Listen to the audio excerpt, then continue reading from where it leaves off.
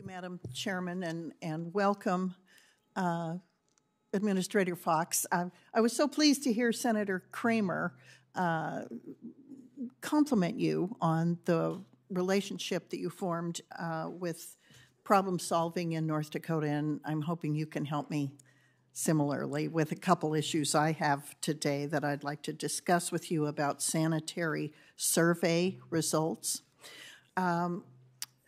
My office has heard repeatedly from constituents that are frustrated with delays from the EPA on sanitary survey results. I have close to a dozen towns or small water systems that have waited some as long as 26 months to get survey results that were conducted in the summer of 2020. These delays make it really difficult for these communities because some are getting results not long before a new survey is required. So can you commit to getting the survey results out within better time frames? Ideally, it would be 60 days after completion, but these surveys take a long time for these communities to fill out, especially small water systems.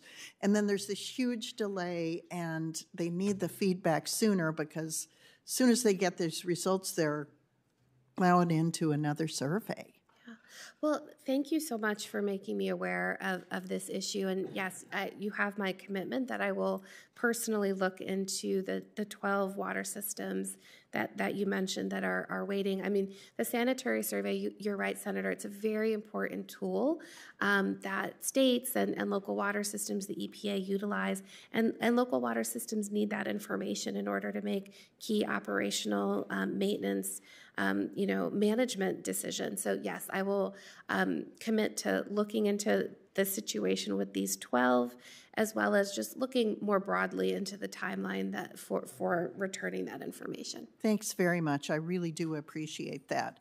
I also have another question about the topic of sanitary surveys.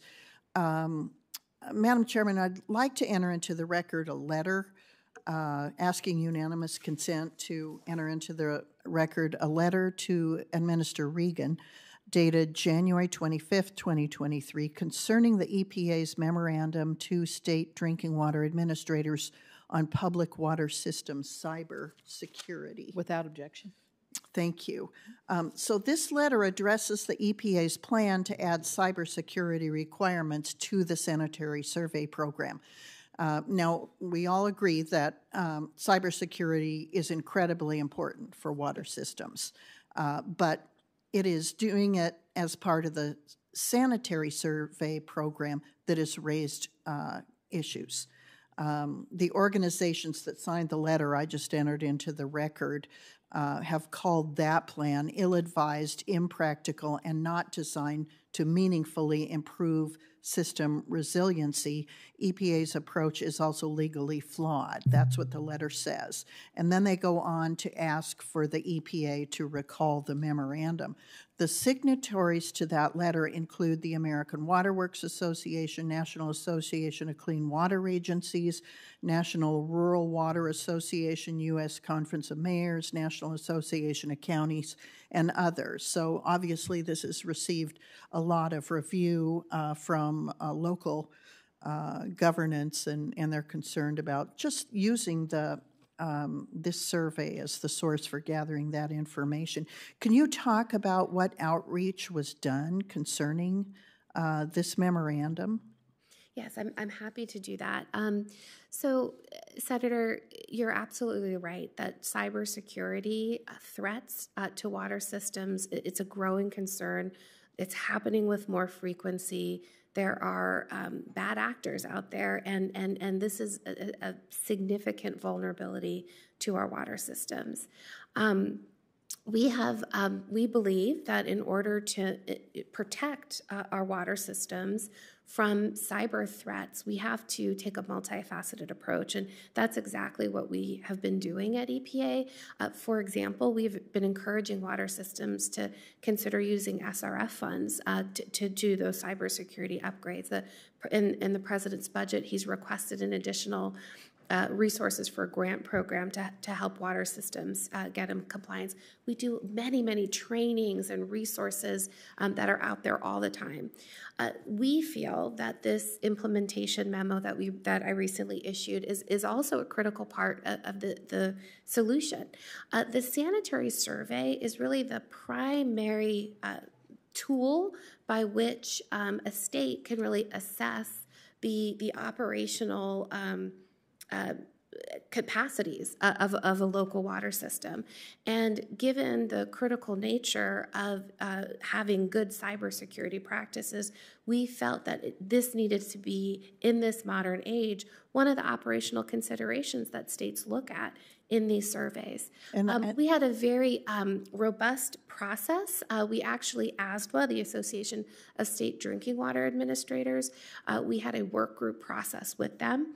They reviewed the memo. We had many, many consultations all along the way. And we're not just issuing a memo without support.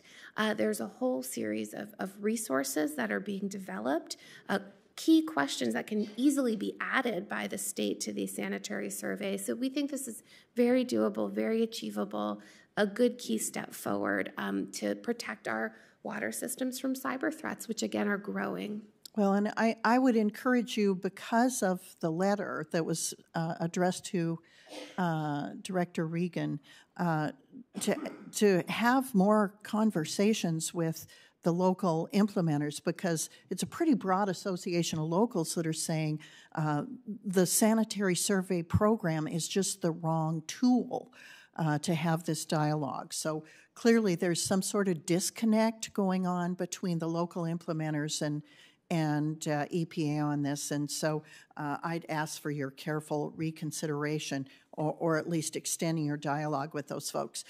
My time is up, Madam Chairman, and I'll submit a question about drinking water loss in municipal systems due to faulty and leaky infrastructure, and just ask for a response in writing. Thank you so much for being here. Thank you, Senator.